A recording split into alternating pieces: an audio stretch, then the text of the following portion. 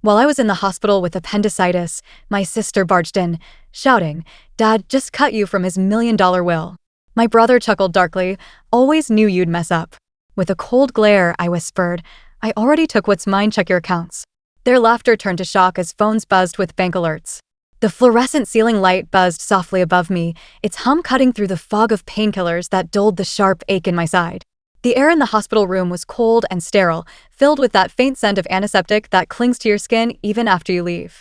My body was heavy, and every breath felt like dragging glass through my ribcage.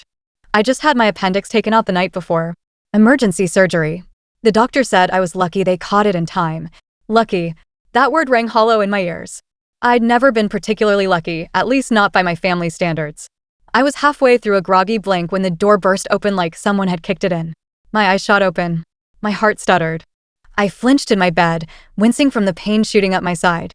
In stormed my sister, Moira. Her heels clicked against the tile floor, her face twisted in fury, eyes blazing as she pointed a trembling finger straight at me. "You absolute bastard," she shrieked, her voice sharp enough to make the nurse at the station flinch. I blinked again, struggling to sit up. "Jesus, Moira, what the hell are you doing?" "You knew," she hissed, ignoring the beeping of the machines I was hooked up to. "You knew what Dad did. You manipulated him. You took everything. He cut us out, me and Reed, like we were nothing." The words were so surreal, so out of place in a hospital room, that for a second I thought I was hallucinating.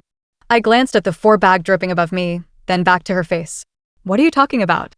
And then, as if summoned by the devil himself, Reed appeared behind her. Calm, smug, arms crossed over his tailored blazer. He didn't look like he'd just lost a fortune. He looked like he was enjoying the show. "I always knew you'd find a way to screw us," he said coldly. "You were never content being the disappointment. You had to drag us down with you." I slowly swung my legs over the side of the bed, every movement careful and deliberate because the pain was still fresh. My hospital gown rustled with every move. "You two sound insane," I muttered. "What the hell is going on?" Moira's phone buzzed. Then Reed's. Then both again. Their gazes dropped, and I watched as the color drained from their faces. Moira's hand shook as she stared at her screen. "My trust account is frozen. There's a message from the lawyer. Updated terms." "When? What the hell did you do?" I looked at them, and for once in my life, I didn't stutter. I didn't apologize. I didn't shrink. I leaned forward, voice low and cold. "I already took what's mine," I whispered. "Check your accounts." And just like that, the facade cracked. "I already took what's mine," I whispered. "Check your accounts." For a long second, all I could hear was the steady beeping of my heart monitor and Moira's uneven breathing. Her hand clutched her phone like it was slipping through her fingers, and her perfectly manicured nails dug into the glass. Reed's jaw flexed, his face pale. "You're bluffing." I didn't respond. I just looked at him straight in the eye for the first time in years. I wanted him to see that I wasn't bluffing. "Not this time. I swear to God." "When?" Moira snapped, stepping closer. "If you messed with Dad's estate, I didn't mess with anything," I said, my voice calm despite the fire crawling up my side. "Dad asked me to help. After his stroke. You remember the one you were too busy skiing in Vail to fly back for?" Her eyes widened. "That's not, Jason had a trial. He always has a trial," I cut in. "And Reed was in Mexico with his new girlfriend. So yeah, Dad called me." Reed stepped forward, voice tight. "What the hell did you do?" "I did exactly what he wanted," I said. "He changed the will." I sat beside him while he signed it. "He was weak," Moira yelled. "He was vulnerable, probably confused." "That's coercion." "Oh, please," I scoffed. "You think Dad was ever confused about anything?" The man micromanaged his lawn service from a hospital bed. He knew exactly what he was doing. A long silence fell over the room. Reed turned and stormed out without another word, his phone already to his ear. Probably calling one of the 5 attorneys he kept on retainer. Moira stood frozen for a few seconds longer, then whispered, "You'll regret this." "No," I said, lying back into the pillows, "I don't think I will." 2 weeks earlier, Dad had asked to see me again. His health was shaky, but he was more lucid than I'd seen him in years. We sat in the sunroom of his big house on Ward Parkway, a glass of tea sweating between my hands. "I built everything with my hands," he said, looking out at the garden. "Put your mom through college. Paid off the first warehouse in cash. And he waved toward the house. They treat it like it's a goddamn game." I didn't answer. I knew he wasn't looking for one. "Moira always saw herself as the princess," he muttered. "Thought she was owed. Thought Jason could fix anything with a signature. And Reed. His face soured. Reed's got charm. I'll give him that. Slick talker. But I've seen the numbers. He's been skimming off the books for years. That one stunned me. Are you sure? He turned to me, his blue eyes clear and hard. Dead sure. I didn't know what to say. I hadn't even known Dad was looking into the business anymore. I want to leave it to someone who won't gut it and sell it to some hedge fund. Someone who still has a sense of history. I don't want the company, I said honestly. You won't have to run it, he said. Just handle the transition. And the estate. I already spoke to the lawyers. They're drawing up the documents. You'll be executor. I stared down at my tea. It didn't feel real. I never thought you'd trust me with this. Dad leaned back in his chair, coughing slightly. That's on me. I didn't know you were the only one with the balls not to lie to me. The night he passed, I was there. He had a quiet heart attack in his sleep, 2 days after I had the papers notarized. Moira and Reed didn't know about any of it. They were expecting the old will, the one that split everything 3 ways. They didn't know the trust was dissolved. That most of the assets were already sold or transferred. They didn't know Dad had even written them a letter, each of them sealed in his shaky handwriting. He left mine too. Win, I'm sorry I didn't see you clearly until the end. You've always been watching. You saw what your brother and sister were doing before I ever did. You didn't say anything. You didn't need to. You were always steady. I wish I had been better to you. Take care of it. Take care of what matters. Dad back in the present. After the hospital fiasco, I had barely gotten home when the text started. Reed's lawyer emailed a formal notice of objection to the will, claiming undue influence and lack of testamentary capacity. Moira sent 5 consecutive texts that started with, "How could you?" and ended with, "You'll pay." I ignored all of them. Instead, I sat in my little bungalow in Lee Summit, drank black coffee from a chipped mug, and stared at Banjo curled on the couch like nothing in the world had changed. But everything had. I had the login codes, the estate paperwork, the final video will. I had already begun transferring assets. I'd set up an educational trust in my mother's name. She had been a school teacher before she passed and allocated $500,000 to scholarships in her honor. I hadn't touched $1 of it for myself. Not yet. The following week, I met with Dad's longtime business lawyer, Everett Spence. Gray-haired, meticulous, no patience for theatrics. They're going to contest it, I said, sipping from a plastic water bottle in his office. Everett gave a dry smile. Let them. You're that confident? Your father's video is legally admissible, properly recorded, and corroborated by 2 witnesses. The new will was filed with me, signed, sealed, and notarized. Your siblings don't have a leg to stand on. But they'll drag it out, I muttered. He gave me a look. This is what they do when they expected to inherit. And when that expectation dies, people get ugly. Just don't respond emotionally. That's how you win. I nodded. But it was harder than he made it sound. Especially when Moira showed up at my front door the next night, uninvited, drunk, and wearing the same Chanel coat she'd probably picked out with Dad's money 2 years ago. It was a little past 10 p.m. when the doorbell rang. Banjo let out a low growl from his spot on the couch, ears perked. I wasn't expecting anyone. I set my glass of water down and opened the door, half hoping it was just a delivery driver at the wrong house. It wasn't. Moira stood on my porch in the dark, her arms wrapped around herself, coat open just enough for the wind to catch it. She looked disheveled, like she hadn't planned to come, but something pushed her out the door anyway. I didn't say anything, just stared.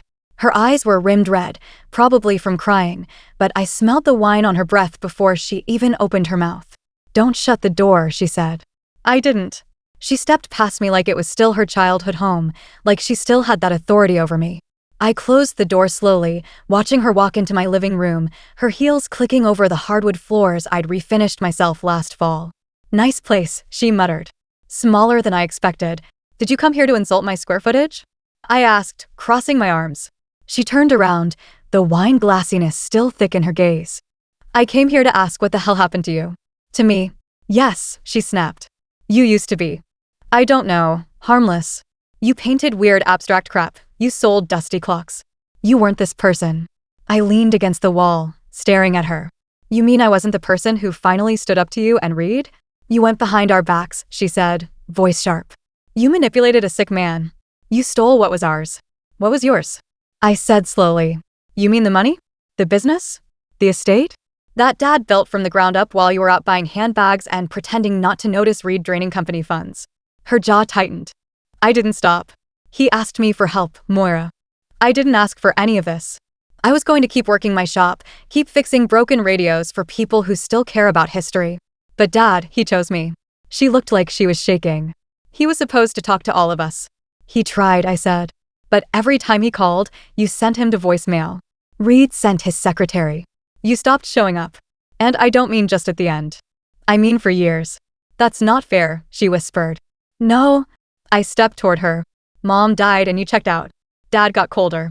You distanced yourself and called it boundaries. You said I was a fool for sticking around. And now you're pissed I ended up being the one he trusted. She swallowed hard, eyes wet. He was all we had left. I hesitated. Her voice cracked just slightly when she said it, and it caught me off guard. I saw something in her that I hadn't seen in years. Not the ice queen who married Jason with the ironed khakis and 401k. Not the self-righteous corporate pitchwoman. Just my sister. He wrote you a letter, I said. She blinked. What? In the will. There's a letter for you. You and Reed. She laughed bitterly. Let me guess. A reminder that we were disappointments. No, I said. I haven't read them. But knowing Dad?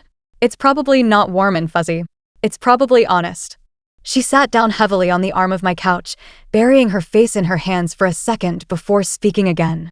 Jason left, she muttered. I raised my eyebrows. 3 days ago, she added, voice muffled. He said this was too messy. That I was too emotional. That I embarrassed him. That last part hit harder than I expected. I sat down across from her, hands in my lap. I didn't know. Of course not. You were busy being the golden child all of a sudden. That's not what this is, I said. And you know it. She sniffed.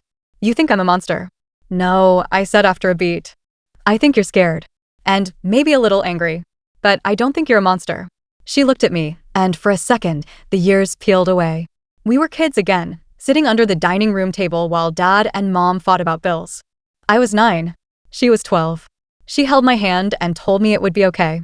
That moment, so distant, so buried, broke something in me. I didn't do this to punish you, I said. I did it because Dad asked me to. Because he trusted me. And I think he regretted how things turned out. Moira nodded slowly, then stood up. I still don't forgive you. I'm not asking you to. But I'll read the letter. Good. She walked to the door, her coat catching on the handle as she pulled it open. Win, she said, half turned toward me. You always were the quiet one. I didn't think you had this in you. Neither did I. And then she was gone. The next day, Reed left a voicemail. We're going to war. You think this is over? You've got no idea how deep I'll dig to bring you down. I didn't save it. Didn't need to. The man who'd smiled through board meetings while draining accounts wasn't going to disappear quietly. But I was ready. Dad had made sure I had every document, every ledger, every damn receipt. And I was done playing small. The voicemail ended with that familiar arrogance Reed always wore like cologne, thick, suffocating, impossible to ignore. I stared at the phone for a moment longer, then tossed it face down on the kitchen counter. Let him dig. Let him throw everything he had at me. I had nothing to hide.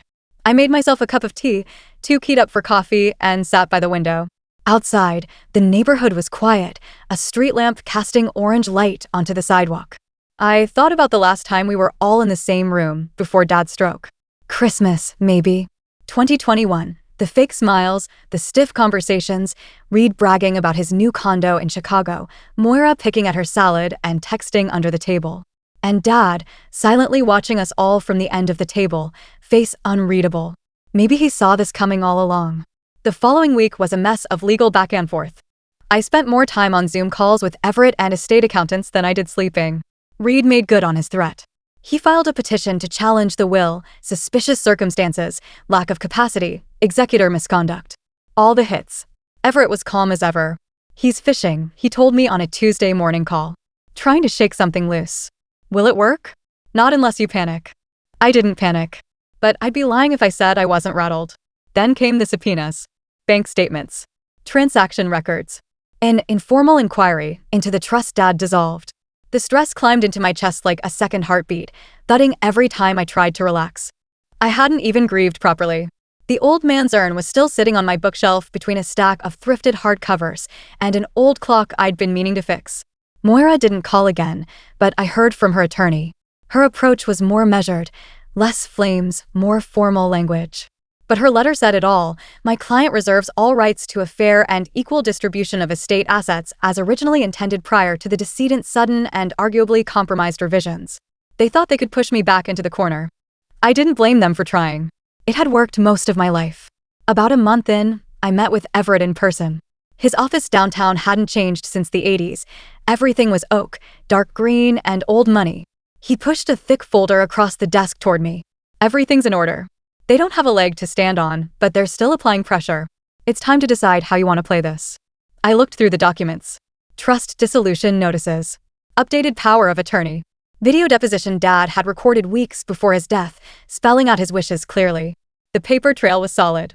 What if I offered them something? I asked. Everett blinked. You want to settle? Not for their sake, I said. For mine. I'm tired. He nodded slowly. They won't take it. But I can draft a proposal. He did. We sent them a modest offer, enough to soften the blow, not enough to undo what Dad had decided. Reed called the next morning. No, he said before I even said hello. You don't get to throw crumbs and call it peace. You'd rather get nothing? I'd rather burn it all down if it means taking you with it. I hung up. A few days later, I ran into Mrs. Gerhardt at the grocery store. She was pushing a cart full of canned beans and tissues, her red lipstick slightly smudged. Win, she exclaimed. Oh, sweetheart, I heard about your father. I'm so sorry. Thanks, I said, giving her a polite half-smile. She patted my hand. He was a complicated man. But he was always proud of you. He used to talk about you when you weren't around, you know. Said you had more heart than sense. That made me laugh. That sounds like him. Don't let your siblings BLY you, she said, wagging a finger. Everyone on the street knows who really showed up for him. That counts for something. I didn't know what to say to that. I just nodded and thanked her. Back home, I opened the box with Dad's things. His watch. Some cufflinks. A few notebooks filled with his handwriting. At the bottom was a worn photo, me, Moira, and Reed on the front lawn. I couldn't have been more than 11. Moira had her arms around both of us, and Reed was giving the camera a look like he wanted to be anywhere else. I stared at it for a long time. Later that week, I went out to the lake house. The one on Table Rock Lake, the place Dad loved most. He'd built it himself when I was a kid, just a 2-bedroom log cabin with creaky floors and a fireplace that never really worked right. I hadn't been back in years. I unlocked the door and was hit with the smell of cedar and old memories. I didn't even turn the lights on. Just walked through the house, touching things as I passed, Dad's favorite recliner, the coffee table we'd scratched playing Monopoly, the windows he made us wash every summer. Out on the deck, I sat and looked at the water. And I let myself cry. I stayed for 3 days. No phone calls. No emails. I let the world spin without me. When I came back, I had 26 new messages. 2 from Everett. 4 from the court. And 1 from Moira. I read the letter. I don't want to fight anymore. That one hit different. She didn't say sorry. But she didn't have to. I read her text 4 times before I replied. You're welcome to come by the lake house if you want to talk. She didn't respond right away. And I didn't expect her to. But the next afternoon, her silver Lexus pulled up the gravel drive, tires crunching on the stones Dad laid down 20 years ago. I watched from the deck, cup of coffee in hand, as she got out slowly. Her eyes were puffy, but she looked more herself than she had in months. She climbed the steps quietly, like she didn't want to spook something. Thanks for the invitation, she said, standing a few feet away. I nodded toward the seat next to me. Still like hazelnut creamer? Always. I poured her a cup and we sat in silence for a few minutes, watching the water. It was calm, smooth like glass, the late morning sun glittering across the surface. I don't expect forgiveness, she said finally. Not for how I came at you in the hospital. Or everything else. You were hurting, I said. We all were. She gave me a side glance. You're too kind. I shrugged. You're not the only one who read a letter. Her brow lifted, curious. He told me he regretted how much pressure he put on you and Reed. That he saw the cracks but didn't know how to stop it. He said I was the only one who ever came home just to be with him, not for something. She didn't say anything, but her chin trembled. I'm not giving Reed anything else, I added calmly. Dad made his choice. The estate stands as it is. But if you're truly done fighting, I'm willing to give you something not because I have to, but because you mattered to Dad. And because I think there's still a version of us that remembers what it felt like to be siblings. Moira blinked fast. You'd do that? After everything? I'm not doing it for you, I said. I'm doing it for Mom. For Dad. For the family that could have been. She looked away, nodding, wiping her face with the back of her hand. Okay. Reed, however, was another story. 2 weeks later, we met at a conference room downtown. Everett insisted I be there, even if it was just to show face. Reed walked in like he owned the place. Suit sharp, smile sharper. But he didn't look quite as smug as usual. Maybe the pressure was getting to him too. Let's get this over with, he said, tossing a folder onto the table. You'll find our settlement offer inside. Everett didn't even touch it. We're not accepting terms today, he said coolly. This meeting is to inform you of new findings. Reed frowned. New what? I slid a folder across the table.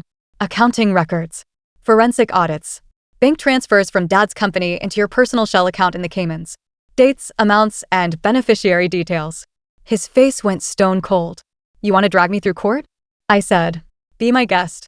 But once the court sees this, you'll be lucky to keep your condo, let alone your reputation. He opened the folder slowly, eyes scanning the first page. Then the second. Then he slammed it shut. You son of a bitch, he hissed. Call me what you want, I said. But the documents are real. And I didn't leak them yet. He glared at me. What do you want? Walk away, I said simply. Withdraw the challenge. Quietly. Publicly. Sign a statement acknowledging the validity of the will. And I won't press charges. And if I don't? Everett slid a separate folder across the table. Then we proceed with filing. Civil fraud. Embezzlement. And we'll see if the DA wants to take a swing at criminal charges. Reed's jaw clenched so hard I thought he might break a tooth. He looked between me and Everett. Then he stood up, fast and silent, and walked out. I didn't look back. 2 days later, we got the notice. Reed Pullman hereby withdraws his formal objection to the will of Franklin Wynne Pullman and affirms the validity of all legal documentation submitted. He added a non-disclosure clause for himself. Classic. But I didn't need him to say it out loud.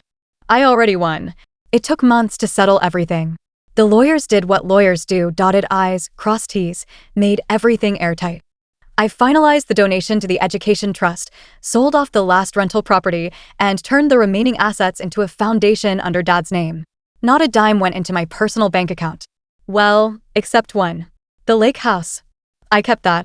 And one day, after the dust settled, I reopened my shop back in Lee Summit. People started bringing in their broken clocks again, their dusty radios, their memories wrapped in old wood and brass. I took my time with each piece. It felt good to work with my hands again. Moira visited from time to time. Not often, but sometimes. We never talked about Reed. We didn't need to. One afternoon, as we sat in the back of the shop with coffee, she reached into her purse and handed me something. It was a photo. The three of us, standing by the old sailboat at Table Rock. Moira in the middle, Reed on one side, me on the other.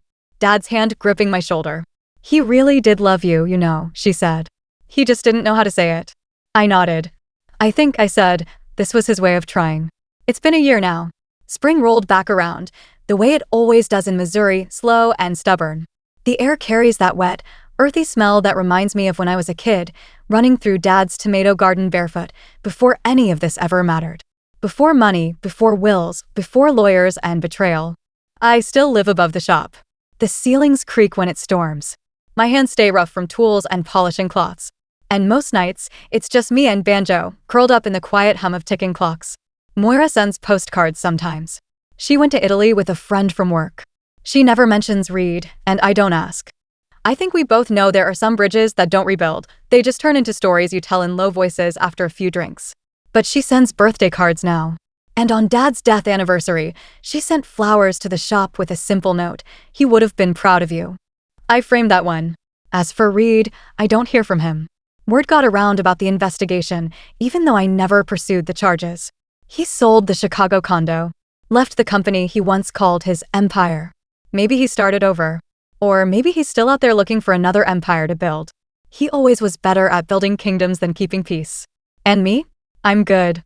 Better than I've been in years. Some days I drive out to the lake house, sit on the porch, and listen to the water. I keep the old rocking chair out there, the one Dad always used. And sometimes, I swear, when the wind hits just right and the light slants through the trees, I feel like he's still there. Not watching. Just present. And I think about everything that happened, not just the fight over the money, but the years before. The silence, the quiet resentment, the moments that slipped through our fingers because no one had the guts to say what needed saying. And I realize something. Sometimes, revenge doesn't have to look like fire and fury. Sometimes it's just surviving. Healing. Choosing peace when people expect you to break. Living well, even when they tried to tear you down. That was the part none of them expected. That the quiet one, the one who fixed broken things for a living, could walk away not just with what was rightfully his, but with his dignity intact. And finally, with no more to prove.